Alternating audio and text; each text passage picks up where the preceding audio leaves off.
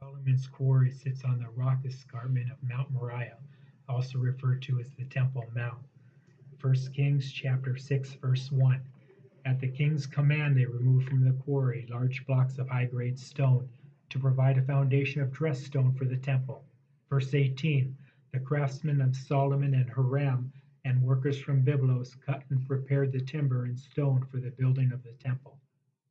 Jerusalem was a Canaanite city established between 4000 and 3100 BC. In the name Jerusalem are two words, Uru and Shalom. Uru meaning foundation or cornerstone, and Shalom meaning God Most High. There were other quarries used to build the city of Jerusalem, but the proximity of this quarry is unsurpassed. The stone for Solomon's temple may have been hewn and taken from the quarry around 970 BC. The quarry's entrance is under the northern wall of the old city. It was built by Sultan Suleiman in 1534 when he directed the rebuilding of the Jerusalem walls. The position of the northern wall has not changed for over 2,040 years. The size of the quarry has grown to 600 feet in length, 330 feet wide in some areas. The average height of the cave is 50 feet, and from the rock ceiling of the cave to the rock face is about 30 feet. It was non-stop quarrying over the years that produced the cave's gigantic proportions. There are different types of stone that originate from various quarries, and the Melica stone is the best type of building stone used in construction. Melica, meaning royal, is a thick, soft limestone and huge blocks could be removed. Quarrying from this site may have begun 3,000 years ago by King David, or earlier by the Jebusites. 1 Kings chapter 5:5.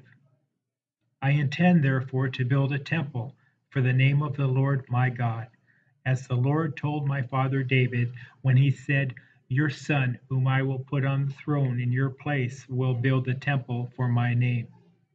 The cornerstone was the first stone laid in the foundation, often a very large block that was squared and perfectly trued, and from which all other stones maintained their stability. Job chapter 38, verse 4 through 7. Where were you when I laid the foundation of the earth? Tell me if you have an understanding. Who determined its measurements? Surely you know. Or who stretched the line upon it? Or who laid its cornerstone?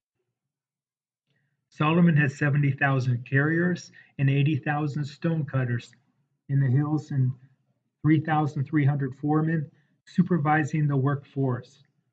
The conditions and benefit of the quarry allowed for men to work continuously through the year because they were protected from the heat during the summer and rainstorms in the winter. God spoke to Solomon of a time when the temple he built would be destroyed and the people deported because of their sin.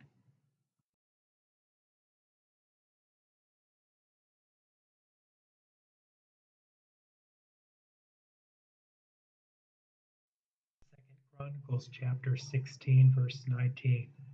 If you turn away and forsake the decrees and commands I have given you, and go off to serve other gods and worship them, I will uproot Israel from my land which I have given them, and reject the temple I have consecrated for my name.